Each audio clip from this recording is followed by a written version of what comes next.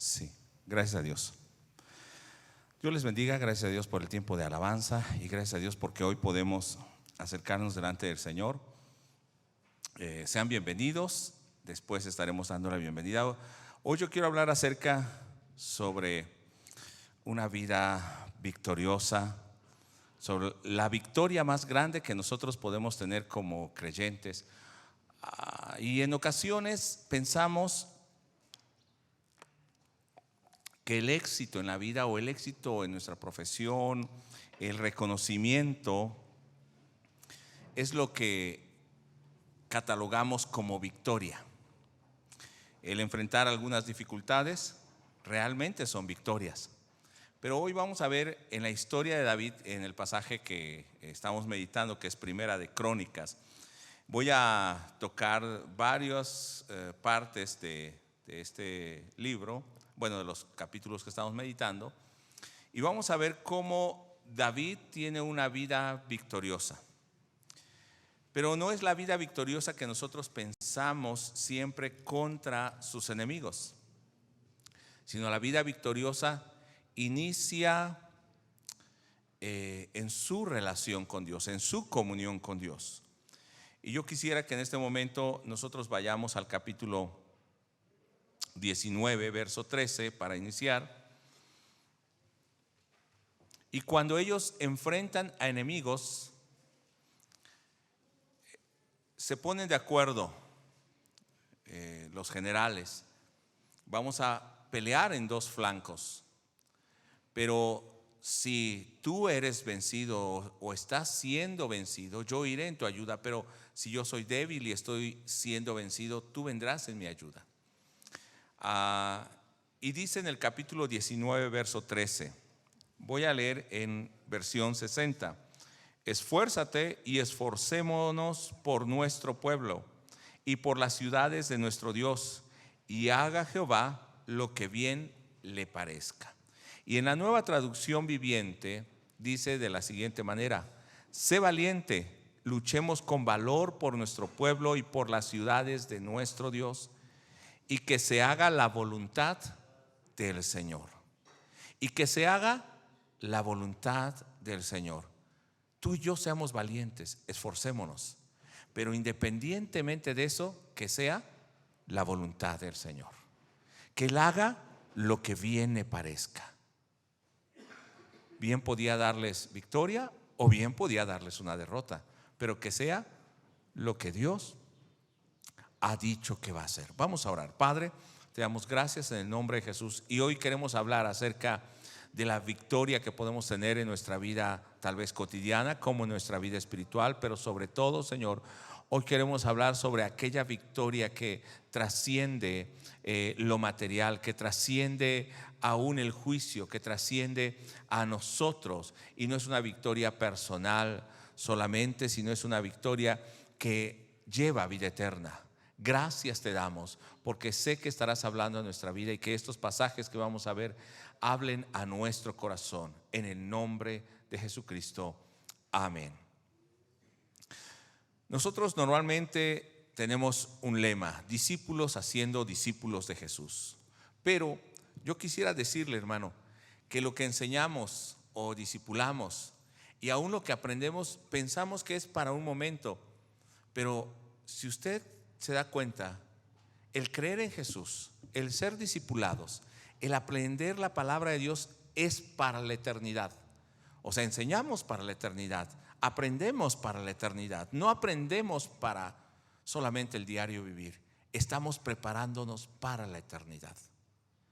Y cuando vemos estos pasajes, vemos las luchas que ellos enfrentaron y pensamos son victorias, son luchas que ganaron. Y vamos a ver primero cómo ellos tienen victoria no solamente sobre ejércitos comunes, sino sobre gigantes, ejércitos muy poderosos. De hecho, aún desde el capítulo 17, Dios había hecho un pacto con David, y David se siente gozoso de que Dios haya hecho ese pacto con él o con su pueblo. Y en el verso 1 del capítulo 18 dice: después de estas cosas, después de que tuvo comunión con Dios, o entró en esa intimidad con Dios, los siguientes versos nos van a hablar acerca de las victorias y las batallas que enfrentó David y el pueblo y cómo Dios le iba dando victoria. Pero llegando al capítulo 19 vemos que los enemigos se vuelven a levantar, ahora en dos flancos, y se unen y quieren vencer al pueblo de Dios. Pero Joab, el general, está al frente de este ejército. David se une con este ejército cuando es necesario y tienen muchas luchas. Pero yo lo que quiero que veamos es cómo Dios empieza a dar victorias. Primero, en el verso 13 del capítulo 19 que leímos al frente, ellos no están rehuyendo la batalla y la lucha. Dice: luchemos con valor por nuestro pueblo. No es una lucha solamente por una persona, no es mi victoria, no es mi lucha, es la lucha por todo el pueblo de Dios. Cuando yo vivo como creyente, cuando yo vivo obedeciendo a Dios, no estoy viviendo solamente por mí obedeciendo a Dios, sino que el que yo obedezca a Dios también es una victoria para el pueblo de Dios. También el pueblo de Dios está siendo bendecido. Y va a decir: ¿por qué? Porque yo soy parte de ese cuerpo. Es como cuando usted tiene un dolor en su cuerpo, en una mano, en un dedo. Aunque tenga un dolor muy fuerte solamente en una mano o en un dedo, se siente mal de todo el cuerpo es afectado. De la misma manera, cuando nosotros tenemos derrotas, cuando no vivimos en obediencia, ¿quién es afectado? El cuerpo del Señor. Pero también cuando vivimos en victoria, ¿quién es glorificado? El Señor en ese cuerpo. Entonces no pensemos que solamente el obedecer o desobedecer a Dios es por nosotros, sino porque somos parte de un pueblo santo, un pueblo apartado por Dios.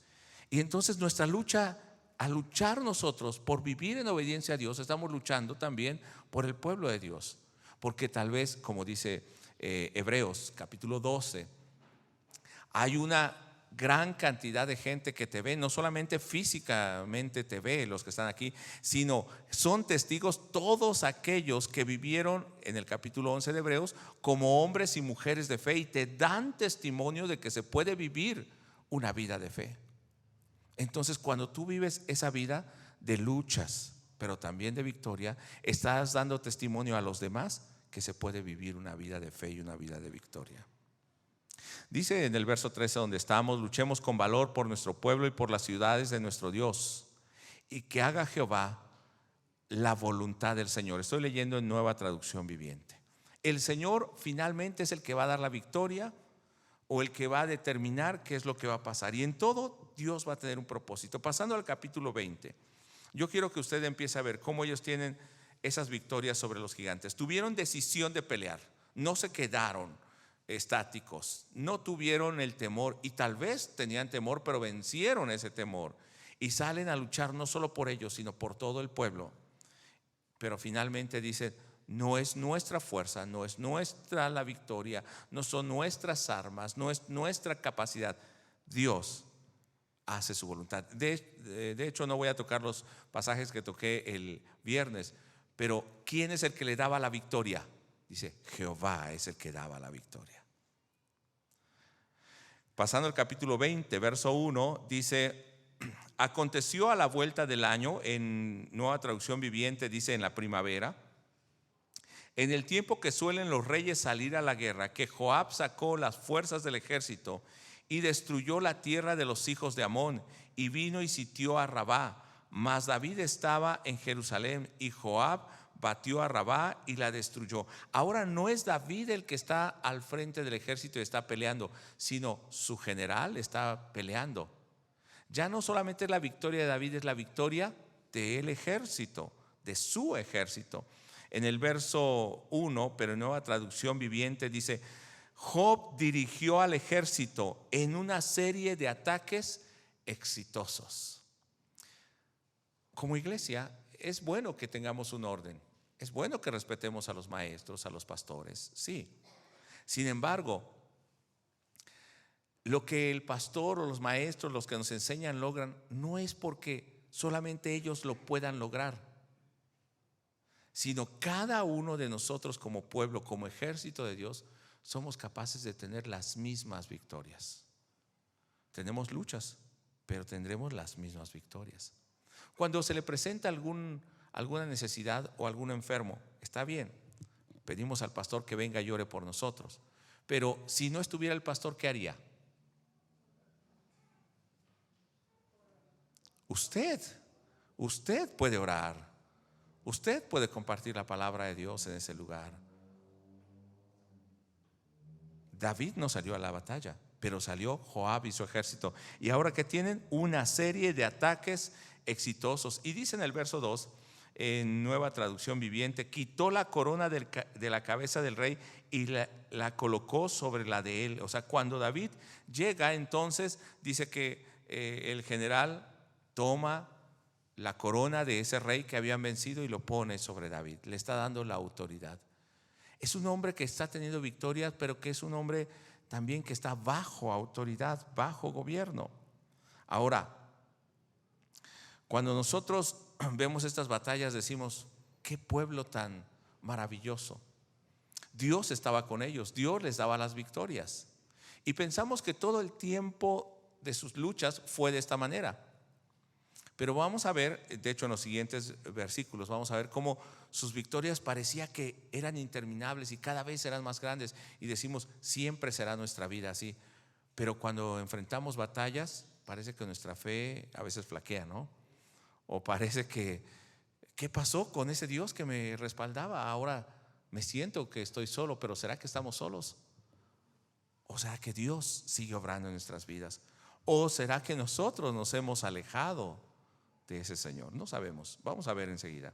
Verso 4 dice: después de esto, voy a leer en Nueva Traducción Viviente, se desató la guerra contra los filisteos de Geser. Entonces recordamos que los filisteos siempre fueron enemigos, ¿no? del pueblo de Dios. Y esos enemigos se levantan vez tras vez. Mientras peleaban, Sibecai de Usa mató a Asaf. ¿Quién era este Asaf? Un descendiente de los gigantes. David mató a Goliat, pero también su ejército, sus soldados, empezaron a luchar y a matar a los descendientes de los gigantes. Dice: y fueron sometidos los filisteos. Verso 5. Durante otra batalla contra los filisteos, el Hanán, hijo de Jair, mató a Lami, el hermano de Goliat de Gat. Recordamos quién es Goliat de Gat, ¿verdad? El asta de su lanza de Lami era tan gruesa como un rodillo de telar. O sea que su hermano también era muy grande. Pero entonces dice que en esa batalla, ¿quién? El Hanán, hijo de Jair, mató a ese otro gigante.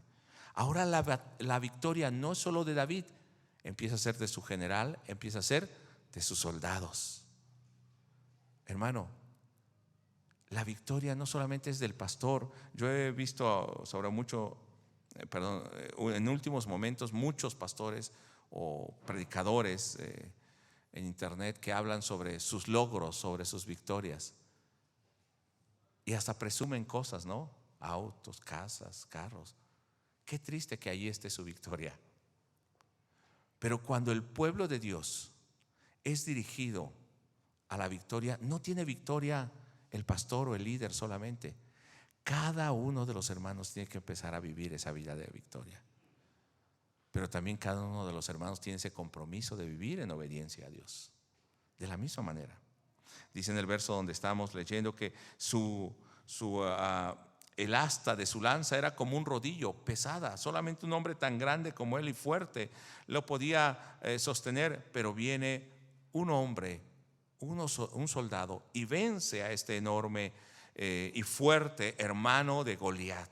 Dice en el verso 6: en otra batalla contra los filisteos de Gat, recordemos, parece que Gat había gente muy grande ahí, se enfrentaron con un hombre enorme que tenía 6 dedos en cada mano y 6 dedos en cada pie, 24 en total, que era también descendiente de los gigantes. ¿A quiénes están derrotando ahora? A gigantes. Verso 7: pero cuando desafió a los israelitas y se mofó de ellos, lo mató Jonatán, hijo de Simea, hermano de David. Estos filisteos eran descendientes de los gigantes de Gad, pero David y sus guerreros los mataron. ¿Habrán gigantes en nuestras vidas que se levantan a diario, que luchan, que nos llevan o que quieren derrotarnos? Y empieza a pensar, tal vez hay gigantes diferentes en cada uno de nosotros. Un gigante puede ser el desánimo, la pereza, puede ser la mundanalidad, puede ser mi deseo carnal, mi forma de hablar, mi cuerpo, porque son cosas tan fuertes que está bien, nos cuidamos, pero a veces andamos más que cuidando, luciendo, ¿no? nuestro cuerpo. Y ese se convierte en un gigante. Nuestro orgullo. Tenemos tan alto concepto de nosotros mismos. Y puede ser que los estemos derrotando, venciendo. Pero puede ser que ellos nos estén venciendo. Vamos a ver en unos momentos más cómo estos gigantes parecía que eran invencibles, pero el pueblo de Dios viene y los vence. No solamente David, no solamente los generales, los soldados vencen. O sea, la victoria era de todo el pueblo de Dios. Dios estaba con ellos, Dios les daba la victoria. Pero en el capítulo 21 voy a leer el verso 1. Dice de la siguiente manera: Satanás se levantó contra Israel y provocó que David hiciera un censo del pueblo de Israel. En la versión 60 dice, pero que ese censo que él estaba haciendo no fue porque David solamente lo hiciera, sino porque Satanás lo estaba provocando. Entonces podemos decir, Satanás era el responsable. A veces nosotros pensamos, es que no soy yo, es que Satanás me tienta y me toca. ¿No nos pasa eso? Ay, pobrecito de mí. ¿Sabes que a veces Satanás ni siquiera está preocupado? Satanás es la expresión aquí que fue movido por Satanás para hacer este censo. Voy a tocar en un momento por qué. Pero lo que David quería al hacer el censo es saber cuál era su poder. Había vencido gigantes. ¿Cuál era su fuerza? ¿Sobre cuántos hombres gobernaba? Y entonces empieza a decir la Biblia, eso es como que Satanás lo estaba incitando a hacer ese censo. Él quiso, él deseó y él quería saber cuánto poder tenía. Miren, mis hombres tienen fuerza. Cuán poderoso soy sobre los enemigos. Y no me diga que no pasa eso sobre nuestras cabezas. Mira, el año pasado tenía este coche, ahora tengo este. Mira, el año pasado tenía esto, ahora tengo esto. Mira mi cuenta, ahora esto. ¿Será que directamente es Satanás que está poniendo eso en nuestro corazón? ¿O será que nuestro yo está siendo dominado y gobernado? Había podido vencer gigantes y ahora había algo interno, su ego, su orgullo, su yo. En estos últimos tiempos he visto que el pensamiento y la filosofía del mundo se ha metido tanto en nosotros, en las iglesias, en los jóvenes, que a veces empezamos a cuestionar. No que no razonemos o cuestionemos, podemos hacerlo, pero empezamos a cuestionar: ¿por qué tengo que servir a Dios de esta manera? Yo lo quiero servir a mi manera. Yo quiero hacer estas cosas como yo quiero. ¿Qué diría el Señor?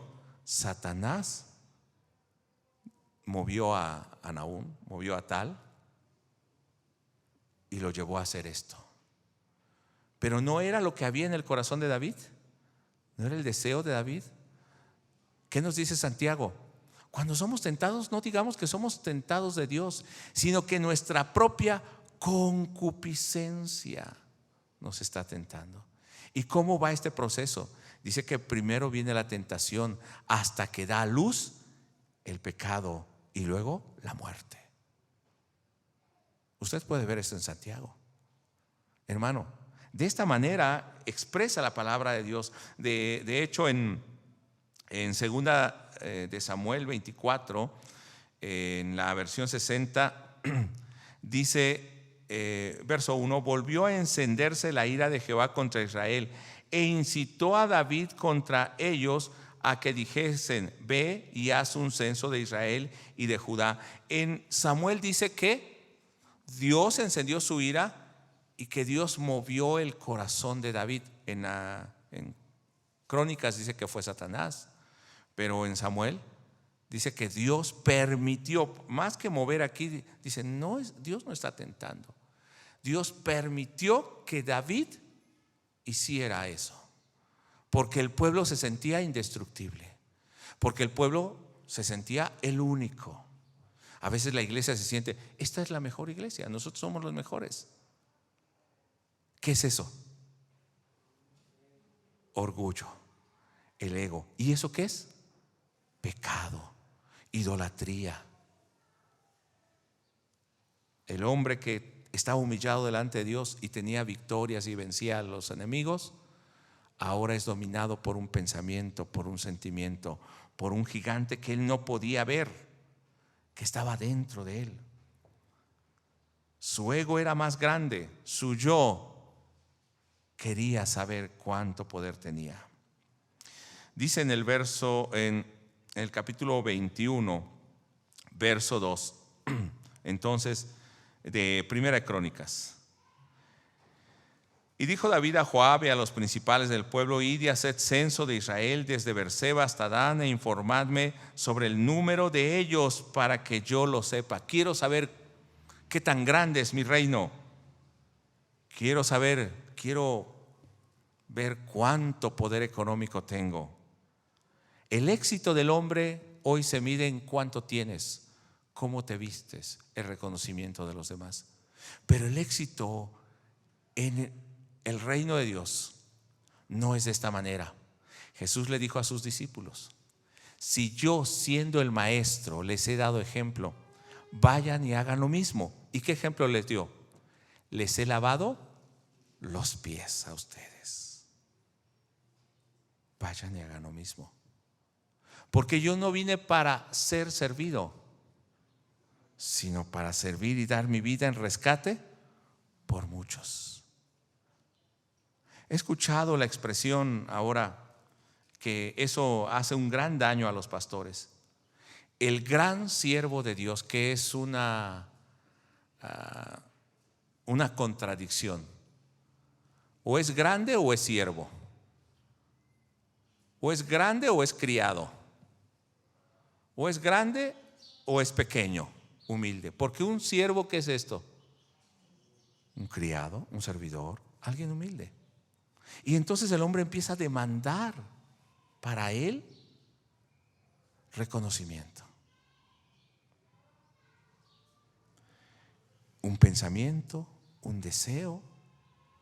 ¿Y esto qué hace? Que el hombre caiga. Aunque nosotros obedezcamos a Dios, vivamos en obediencia a Dios, siempre debemos estar humillados a los pies del Señor. Porque en el momento que nosotros nos salimos, somos tentados por Satanás. Satanás anda como león rugiente buscando a quien devorar. En el momento en que nosotros nos salimos, nuestro yo empieza a crecer, porque así es el hombre, así es el pecado, y empezamos a alejarnos de Dios. Juan el Bautista, cuando vienen y le dicen acerca de Jesús: oye, hay uno que está bautizando más que tú, que era Jesús. Y no era Jesús quien bautizaba, sino los discípulos. ¿Qué dice Juan? Es necesario que él crezca y que yo mengüe. Las victorias sobre gigantes no dependían de ellos, pero cuando empiezan a ver la bendición de Dios, entonces se empiezan a inflar como el pavo real, a creerse grandes. Cada vez que nosotros tenemos victorias en el Señor, debemos traer, de eso hablaba también el viernes, debemos traer esas victorias a los pies del Señor. Y de eso hablé también, como David traía aún lo que había logrado al arca del Señor, a los pies del Señor. Entonces va y hace un censo, y en el verso 3, ahora leo en Nueva Traducción Viviente, dice: pero Joab le respondió: mire, ahora un siervo le está diciendo su general, que el Señor multiplique el número de tu pueblo 100 veces, o sea, que el Señor haga grandes cosas. Pero, ¿por qué mi señor el rey quiere usted hacer tal cosa? ¿Acaso no son todos servidores suyos? ¿Por qué hará que Israel caiga en pecado? O sea, ¿esto qué era? Pecado. El orgullo trajo pecado. Verso 4 dice: sin embargo, vea la actitud de David. ¿Qué pasa con el hombre que ha tenido victorias y se descuida en su vida espiritual? ¿Qué pasa con el hombre que es fuerte, que nosotros lo vemos como un ejemplo, pero también nosotros tenemos la culpa de a veces poner nuestra mirada en ellos, de a veces halagarlos más de lo que debe ser? No quiero decir que no haya respeto, pero hermano, el respeto hacia el hermano, hacia el pastor, así como respeta al pastor, debe respetar al más pequeño, al niño. Así como trata a aquel hermano que ama tanto, debe tratar a todos los demás. Porque ese hombre puede empezar a llenarse de orgullo. Recordemos a hombres como Balaam.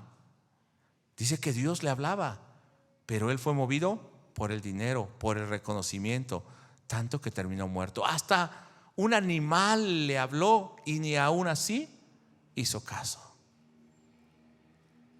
Dice el verso 4, mire cómo empieza también David a ensoberbecerse y hacer de esta manera. Sin embargo, el rey insistió en que se levantase el censo. O sea, cuando el hombre está decidido, ¿tú crees que Satanás lo estaba moviendo ahí? Era él, su deseo, su corazón. Cuando tú y yo pecamos, es que Satanás me puso la tentación, es que se pasó la tentación. No, es que tú y yo queríamos hacerlo. No le echemos la culpa a alguien más. Y no quiero decir que el diablo no tenga culpa, sin embargo, nos excusamos con eso. Satanás tiene la culpa. Verso 5 dice: y le informó a David el número de personas que había en todo Israel, 1.100.000 guerreros. ¿Cuántos tenía? 1.100.000 hombres mayores de 20 años. O sea que el pueblo era arriba de 4 millones. Era un pueblo grande. Y entonces David, ¿qué sintió? Mira, tenemos un templo más grande. Mira, hay más gente. Mira, tenemos esto. Mira, tenemos el otro. Y el hombre empieza a envanecerse. Cada vez que Dios nos da victoria, cada vez nosotros tendríamos que humillarnos más. Cada vez tendríamos que agradecer más a Dios por lo que está haciendo. Porque sin ser merecedores, Él nos da la victoria. Él nos bendice. Él tiene misericordia de nosotros. Y dice en el verso 6 que no incluyó a los levitas y de Benjamín. O sea, era mucho más el pueblo. Su ego estaba ahora satisfecho. Ya sé cuántos son. Puedo vencer a cualquiera que se levante contra mí. Los gigantes son pocos, ahora puedo tener mayores victorias, más éxitos contra naciones enemigas. Pero recordemos, mientras él está teniendo todavía éxitos y luchas, dentro de él está habiendo una batalla que no la está venciendo. Empieza a ser derrotado. Y entonces, cuando ese hombre se levanta en orgullo, dice en el capítulo 21, verso 7: asimismo esto desagradó a Dios e hirió a Israel. En la Nueva Traducción Viviente dice: Dios se disgustó mucho por el censo y castigó a Israel por haberlo levantado. ¿Qué pasó con las victorias que tenía? Dios peleaba por ellos. Ahora, ¿qué viene de parte de Dios? Disgusto, enojo de parte de Dios. Y vamos a ver dos cosas aquí en este punto. Vamos a ver el enojo de Dios, pero también vamos a ver la misericordia de Dios. Vamos a ver la derrota del hombre, que finalmente esa derrota se convierte en una verdadera victoria. Cuando el hombre pensó que vencía, fue derrotado por su deseo, su pensamiento, por su yo. Pero cuando el hombre se encuentra derrotado, a veces por eso Dios nos ha tratado hasta ese punto. Decimos, ¿por qué Dios me llevó hasta este punto? Porque cuando el hombre depende de sí mismo, no está permitiendo que Dios obre. Pero cuando llega el momento en que estamos derrotados, que ya no hay más, ¿qué dice el Salmo 121? Alzaré mis ojos a los montes. ¿De dónde vendrá mi socorro? Mi socorro viene de Jehová, que hizo los cielos y la tierra. Cuando ya no hay más esperanza, volteamos nuestra mirada a Dios y entonces nos damos cuenta que de Él viene la victoria. Dice el verso 7 que Dios se disgustó y castigó a Israel. Verso 8. Entonces David le dijo a Dios: he pecado grandemente al haber hecho este censo. Te ruego que perdones mi culpa por haber cometido esta tontería. Por eso usé la Nueva Traducción Viviente. O sea, cualquier rebelión contra Dios, ¿qué es? Tontería. No estamos pensando razonadamente. Entonces el Señor habla a un profeta, a Gad, el profeta de David, y le da este mensaje en el verso 10. Ve y dile a David: esto dice el Señor, te doy 3 opciones. O sea, sí te voy a juzgar. Pensamos que no va a venir castigo o juicio, pero sí, hermano, no por ser pueblo de Dios es que no vamos a ser juzgados. Si desobedecemos, Dios nos juzga. Dice el Levíticos capítulo 26 que cuando viene este juicio no es porque Dios quiera destruir a su pueblo, sino le dice, y menciono todo el Levítico 26 porque todo el capítulo va a hablar de esto. Dice: yo voy a traer sobre ti estas plagas. Es el paralelo de Deuteronomio 28. Voy a traer sobre ti estas plagas si no obedeces. Pero si aún con esto no te conviertes o no obedeces, voy a aumentar 7 veces más. Y si aún con esto no te conviertes, no te vuelves, voy a aumentar esto más. O sea, no es que Dios quisiera juzgar o castigar a su pueblo porque sí, sino que a través de esa corrección, de esa disciplina, quería que su pueblo se volviera a Dios. ¿Por qué Dios nos ha traído a veces hasta ciertas circunstancias? Para hacernos volver a Él. Y si somos rebeldes, ¿qué hace el Señor? A veces trata más duro para hacernos volver a Él. Dice entonces en el verso 10 que le dio 3 opciones. Escoge uno de esos 3 castigos y yo los impondré. Dice en el verso 12, ¿cuáles eran estos castigos que podría tener? 3 años de hambre. Sería muy difícil, ¿no? 3 años de hambre. Segundo, 3 meses de destrucción a espada de tus enemigos. O sea, que ahora tú seas derrotado por tus enemigos que venciste. O 3 días de una terrible plaga. ¿Qué escogería usted? Creo que ninguna, ¿no? Ninguna de las 3. Pero el juicio ya estaba decretado. 3 días de una terrible plaga durante la cual el ángel del Señor traerá devastación por toda la tierra de Israel. Y entonces en el verso 13 David dice: estoy en una situación desesperada, no sé qué escoger. En la versión 60 dice: estoy en grande angustia. Y como él no sabía qué hacer, mire, él había pecado, él era culpable de que Dios trajera esto.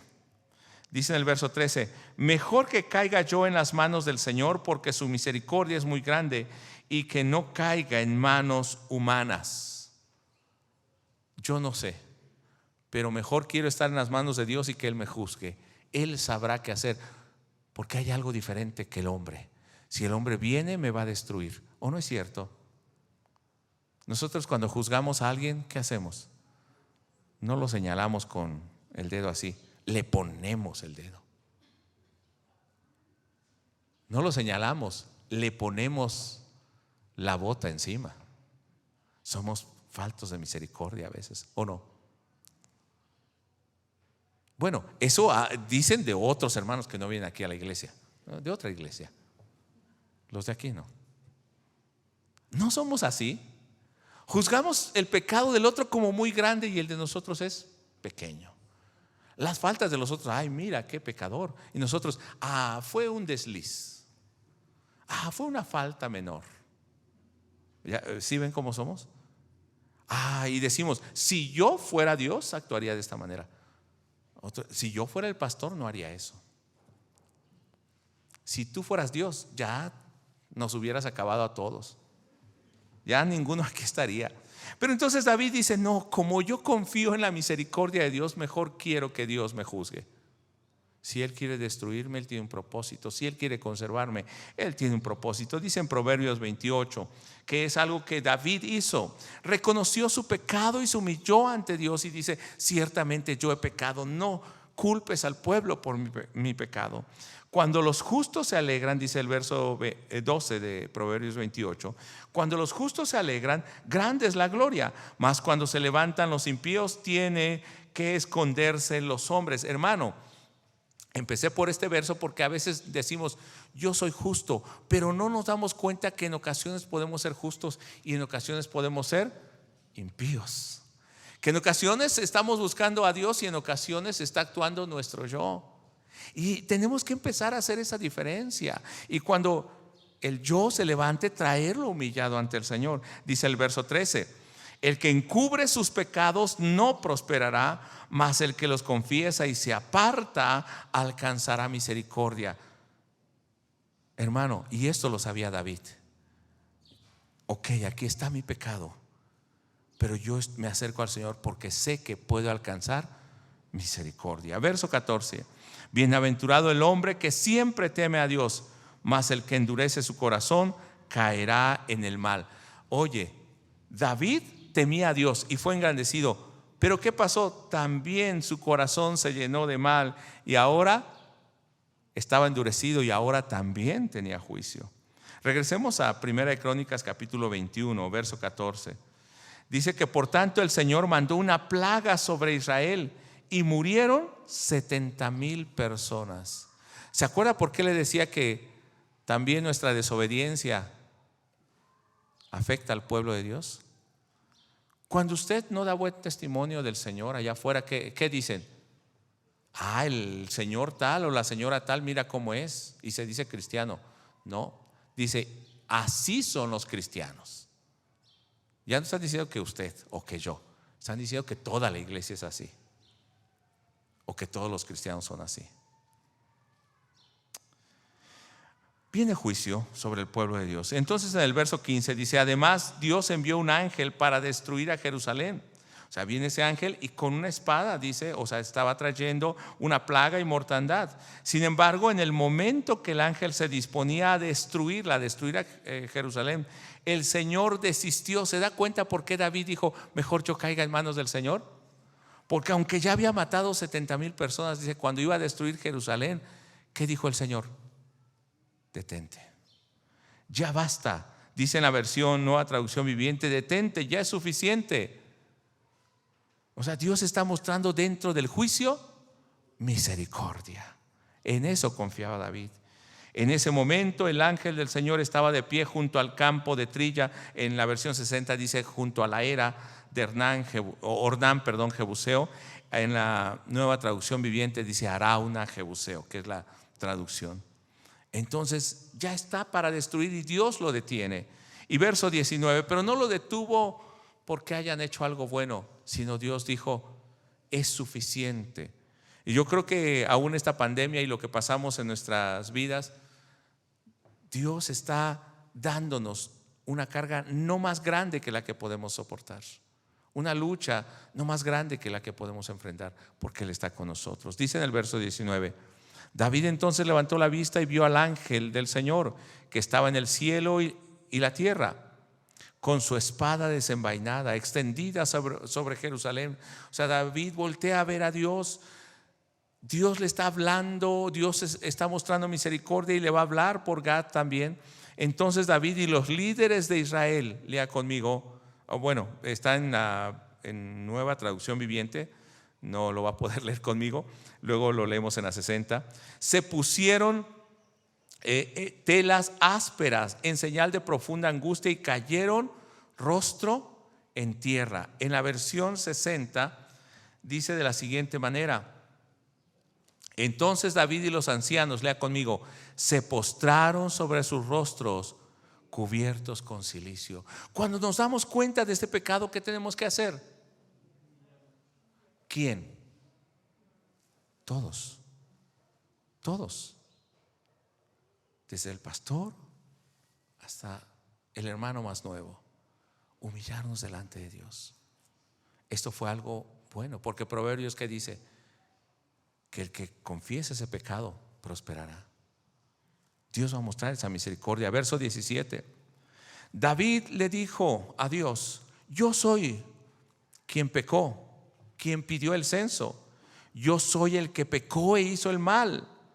Pero estas personas son tan inocentes como ovejas. Cuando la Biblia nos dice que David tenía un corazón como el de Dios, no quiere decir porque David fuera perfecto, sino porque cuando él reconoce su pecado y ve que el pueblo está sufriendo, él prefiere llevar el juicio de todo el pueblo. ¿Quién ha hecho eso? Oh Señor, mi Dios, que tu enojo caiga sobre mí y mi familia, pero no destruyas al pueblo. Es una actitud como la de Jesucristo, llevando la carga sobre sus hombros para que el pueblo no fuese destruido. Por eso es que David tenía un corazón como el de Dios. ¿Cómo oramos nosotros al Señor con clamor, intercediendo por nuestros hermanos con esa misma carga? Dice el verso 18: entonces el ángel del Señor dijo a Gad que diera instrucciones a David para que subiera a edificar un altar al Señor en el campo de la trilla de Ornán el Jebuseo, o de Arauna Jebuseo.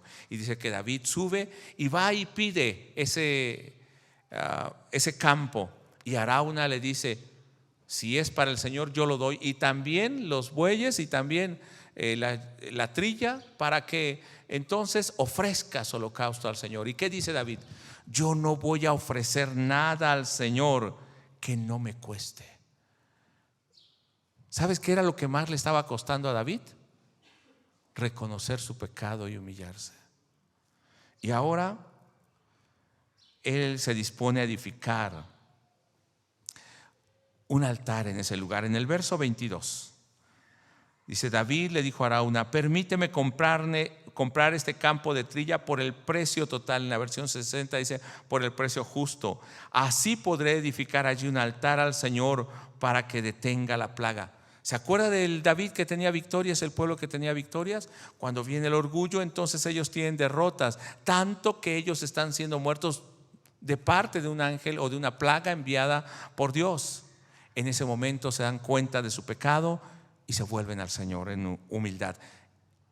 No solamente David, sino todos los líderes. Verso 26 dice que entonces se edifica un altar allí al Señor. Y allí David edificó un altar al Señor y sacrificó ofrendas quemadas y ofrendas de paz. Cuando David oró, el Señor le contestó enviando fuego desde el cielo para quemar la ofrenda sobre el altar. Cuando el hombre realmente reconoce su pecado y se humilla, ¿qué hace Dios? Responde. Dios trae juicio, pero Dios te llama: levanta un altar.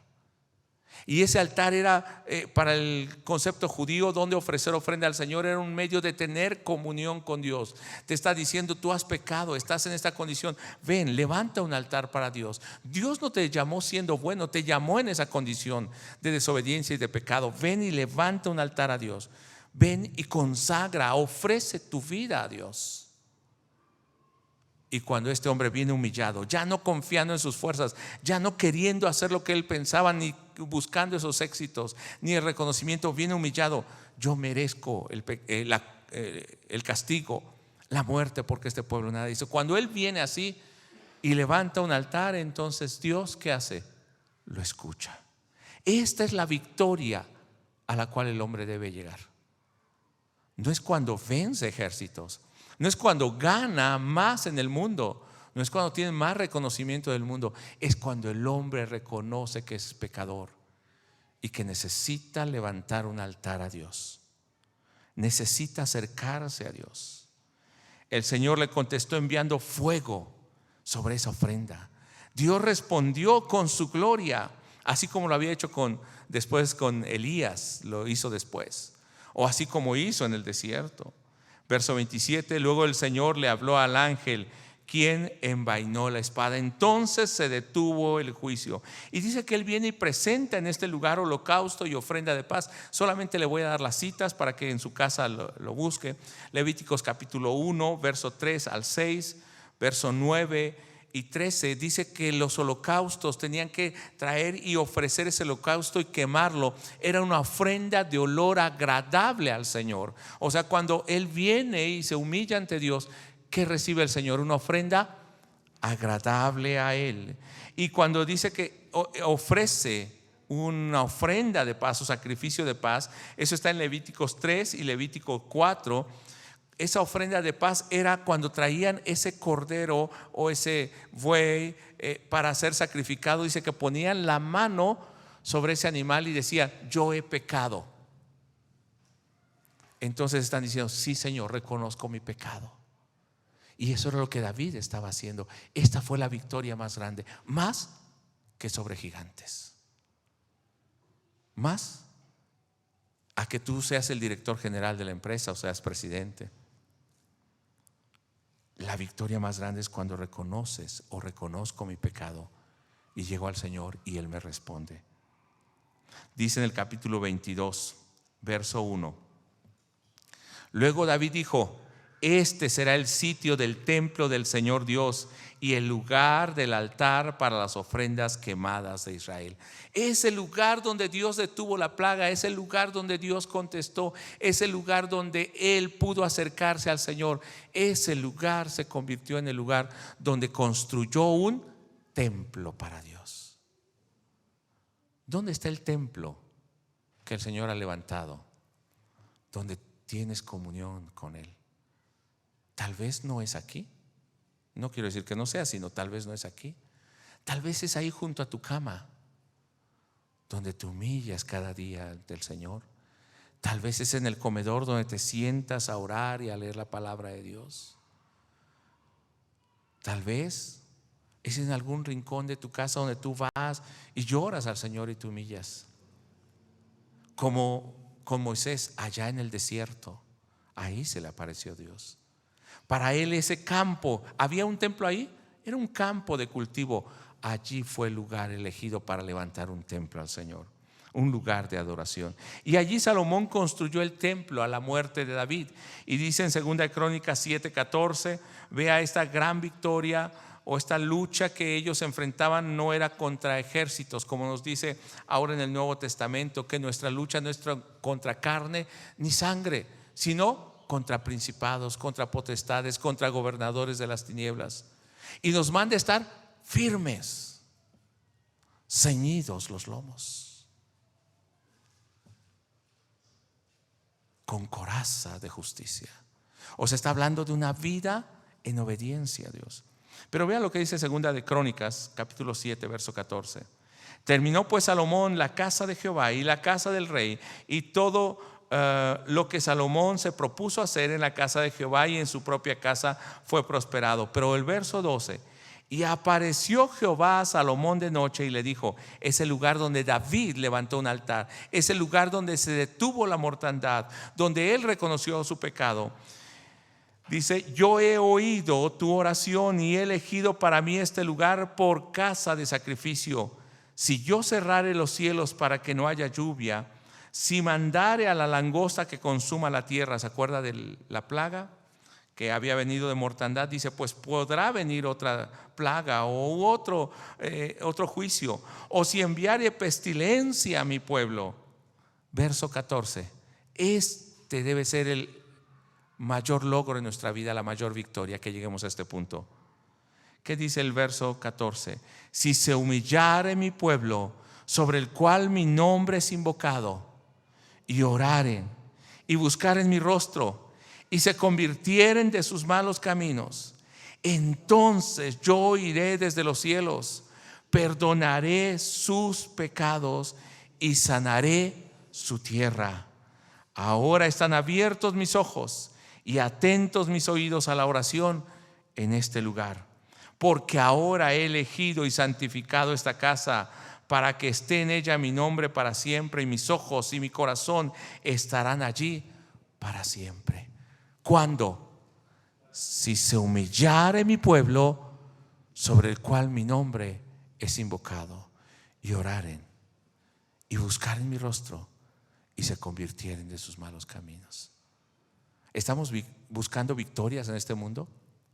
Busquemos la victoria que traspasa aún la muerte, que es para la eternidad. Que podamos humillarnos. Cada vez que nos humillamos, el Señor se exalta. Cada vez que nos humillamos, el Señor es glorificado. Cada vez que nos humillamos, reconocemos el gobierno de Dios. Cada vez que nos humillamos, Él es el que pelea por nosotros. Y cada vez que nos humillamos, Él es el que está derrotando a los enemigos delante de nosotros. ¿Quiere vivir en victoria? Viva siempre en la presencia de Dios, humillado cada día, reconociendo su pecado y volviéndose al Señor. Vamos a ponernos en pie y oremos. Si alguno de nosotros está pasando por luchas y pruebas y realmente queremos vivir en victoria, vamos a hacerlo de esta manera, humillándonos ante el Señor. Joven, adulto, anciano, niño, podemos hacerlo delante del Señor. Vamos a orar. Padre, en el nombre de Jesús estamos delante de ti y pedimos que en este momento, más que victoria sobre gigantes, sobre enemigos, sobre tener éxitos en este mundo, esté el éxito más grande, la victoria más grande en nuestra vida. Cuando humillados podamos entrar a tu presencia, cuando podamos reconocer nuestro pecado y podamos volvernos a ti. Cuando en este momento, Señor, nuestro yo y nuestro ego son quitados del trono. Cuando en este momento, Señor, reconozco que he pecado. Y cuando en este momento realmente me encomiendo a tus manos, a tu juicio, pero también a tu misericordia. Señor, esta es la victoria más grande que podemos tener, porque en ese momento tú empiezas a gobernar, a dirigir, a pelear por nosotros, a llevarnos en tu propósito. Ya no somos nosotros, la gloria no es para nosotros, la gloria es para ti. Gracias, Padre, porque así cada uno de nosotros, en su casa, en su negocio, en su profesión, donde nos estemos desenvolviendo, la gloria sea para ti. Que la gente pueda verte a ti antes de vernos a nosotros, y que cada vez que ganemos algo lo traigamos a los pies tuyos. Esto es, cada vez que el mundo quiera reconocernos, te demos la gloria mejor a ti. Señor, que cada uno de nuestros logros sea, Señor, una victoria para tu pueblo y para tu reino. Gracias te damos. Perdona nuestro pecado, lava nuestro corazón, quita nuestra maldad y permite que se levante nuestro corazón ahora un altar que ofrezcamos sacrificio de paz, ofrenda agradable a ti, del todo quemada, en el nombre de Jesús. Amén. Dios le bendiga, hermano. Puede tomar su lugar.